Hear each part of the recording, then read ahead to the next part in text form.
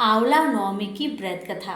एक राजा था, उसका प्रण था, वह रोज 1.25 मन आंवले का दान करके ही खाना खाता था। इससे उसका नाम आंवलिया राजा पड़ गया। एक दिन उसके बेटे बहू ने सोचा कि राजा इतने सारे आंवला रोजाना दान करते हैं, इस प्रकार तो एक दिन सारा खजाना खाली हो जाएगा। इसलिए बेटे ने राजा से कहा कि उसे इस तरह दान करना बंद कर देना चाहिए। बेटे की बात सुनकर राजा को बहुत दुख हुआ और राजा रानी महल छोड़कर बियाबान जंगल में जाकर बैठ गए। राजा रानी आंवला दान नहीं कर पाए और प्रण के कारण कुछ खाया भी नहीं। जब भूखे प्यासे 7 दिन हो गए, तब भगवान ने सोचा कि यदि मैंने इसका प्रण नहीं रखा और इसका सत नहीं रखा तो विश्वास चला जाएगा। इसलिए भगवान ने जंगल में ही महल, राज्य और बाग बगीचे सब बना दिए और ढेरों आंवले के पेड़ लगा दिए। सुबह राजा रानी उठे तो देखा कि जंगल में उनके राज्य से भी दुगना राज्य बसा हुआ है।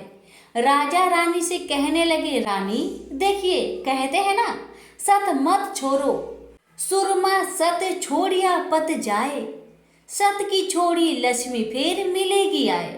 राजा ने रानी से कहा, आओ नहा धोकर आंवले दान करें और भोजन करें।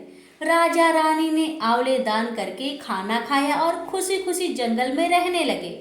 उधर आंवला देवता का अपमान करने व माता पिता से बुरा व्यवहार करने के कारण बहू बेटे के बुरे दिन आ गए। राज्य दुश्मनों ने छीन लिया, दाने दाने का मोहताज हो गए और काम ढूंढते हुए अपने पिताजी के राज्य में आ पहुंचे। उनके हालत इतने बिगड़े हुए थे कि पिता ने उन्हें बिना पहचाने हुए अपने काम पर रख लिया।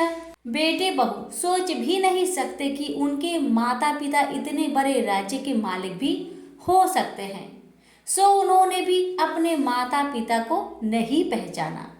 एक दिन बहू ने सास के बाल गूंथते समय उनकी पीठ पर मस्सा देखा।